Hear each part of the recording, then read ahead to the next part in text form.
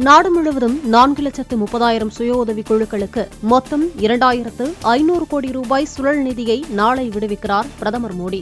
2,35,000 சுய உதவி குழுக்கள் பயன்பெறும் வகையில் 5,000 கோடி ரூபாய் வங்கிக் கடனுதவியையும் வழங்குகிறார். போலந்து, உக்ரைன் நாடுகளில் சுற்றுப்பயணங்களை முடித்து தாயகம் திரும்பினார் பிரதமர் நரேந்திர மோடி. இரு நாடுகளிலும் அதன் தலைவர்களை சந்தித்து முக்கிய ஆலோசனைகளை நடத்தினார். அமெரிக்காவில் முன்னணி பாதுகாப்பு தளவாட உற்பத்தி நிறுவனங்களின் உயரதிகாரிகளுடன் பாதுகாப்புத்துறை அமைச்சர் ராஜ்நாத் சிங் சந்திப்பு. மேக் இன் இந்தியா திட்டத்திற்கு வலு சேர்க்கும் வகையில் இந்திய நிறுவனங்களுடன் இணைந்து பணியாற்ற அழைப்பு. பழனியில் அனைத்துலக முத்தமிழ் முருகன் மாநாடு. ஆதினங்கள் குத்துவிளக்கேற்றி மாநாட்டுக் கொடியை ஏற்றி வைத்தனர். பழனியில் 2 நாள் நடைபெறும் அனைத்துலக முத்தமிழ் முருகன் மாநாடு தொடக்கம். சென்னையில் இருந்து காணொலி வாயிலாக தொடங்கி வைத்தார் முதலமைச்சர் மு.க. ஸ்டாலின். அனைத்துலக முருகன் மாநாட்டை ஒட்டி பழனியில் திறக்கப்பட்ட கண்காட்சி. 6 படை வீடுகளின் சிறப்புகளை எடுத்துரைக்கும் காட்சி அமைப்புகள். VR தொழில்நுட்பத்தில் கோயில்களை தரிசிக்க ஏற்பாடு.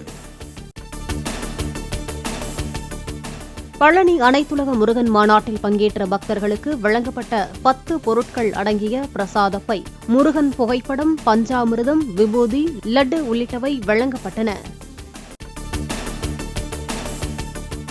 பழனி முத்தமிழ் முருகன் மாநாட்டில் ஜப்பான் உள்ளிட்ட நாடுகளைச் சேர்ந்தவர்களும் பங்கேற்பு.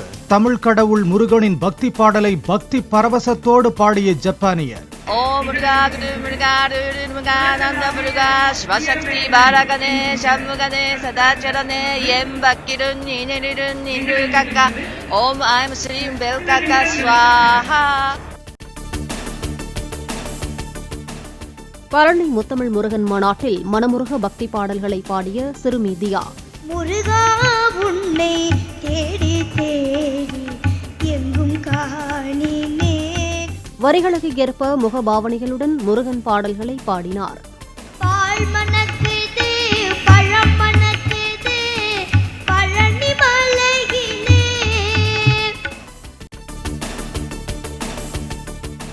சென்னை கேளம்பாக்கம் அருகே நடமாடும் ஏவுதளத்தில் இருந்து வெற்றிகரமாக விண்ணில் ஏவப்பட்டது மறுபயன்பாட்டு வகை ஹைபிரிட் ரூமி ராக்கெட். கியூப் வகை செயற்கைக்கோள்களை குறிப்பிட்ட சுற்றுவட்ட பாதையில் நிலைநிறுத்திய பின் பாராசூட் அமைப்பின் உதவியுடன் பூமிக்கு திரும்பும் திறன் கொண்டது. சென்னையில் போக்குவரத்துக்கு இடையூறின்றி ஃபார்முலா 4 கார் பந்தயத்தை நடத்த ஏற்பாடு செய்யப்பட்டுள்ளதாக உதயநிதி ஸ்டாலின் பேட்டி. அடுத்த சனிக்கிழமை தொடங்கும் போட்டியின் முதல் பகுதியை காண பொதுமக்கள் இலவசமாக அனுமதிக்கப்படுவார்கள் என்றும் கருத்து. சனிக்கிழமை காலையில் ஒரு செஷன் பொதுமக்கள் இலவசமாக பார்க்கறதுக்காகவும் அதற்கான ஏற்பாடுகளும் செய்யப்பட்டிருக்கு. சனிக்கிழமை மதியத்துக்கு மேலே குவாலிஃபைங் ரேசஸ் ஆரம்பிக்கும். நைட் ரேஸ் கிட்டத்தட்ட ஒரு 10 மணி வரைக்கும் ரேஸ் நடக்கும். எந்த விதமான போக்குவரத்து இடையூறு இல்லாமல் அனைத்து வசதிகளும் தரமாக செய்யப்படும். சென்னையில் நடைபெறவுள்ள ஃபார்முலா 4 கார் பந்தயத்திற்கான ஆன்லைன் டிக்கெட் விற்பனை தொடக்கம்.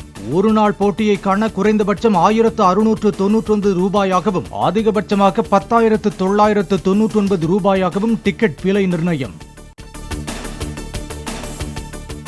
கம்பம் கோம்பை ரோடு பகுதியில் ஊருக்குள் புகுந்த சிறுத்தையை மயக்க ஊசி செலுத்தி பிடிக்க வனத்துறை தீவிரம். சிறுத்தை பதுங்கியிருப்பதாக கூறப்படும் இடத்தில் கூண்டுடன் வனத்துறையினர் முகாம்.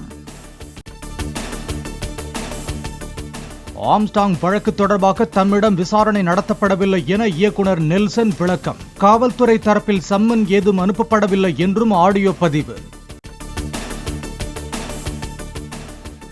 ஆம்ஸ்டாங் கொலை வழக்கில் தேடப்பட்டு வரும் ரவுடி சம்போ செந்திலின் லேட்டஸ்ட் புகைப்படம் சிக்கியுள்ளதாக போலீசார் தகவல். முன்னாள் மனைவியிடம் நடத்திய விசாரணையின் போது கிடைத்த புகைப்படத்தை கொண்டு தேடுதல் வேட்டையை தீவிரப்படுத்திய தனிப்படை.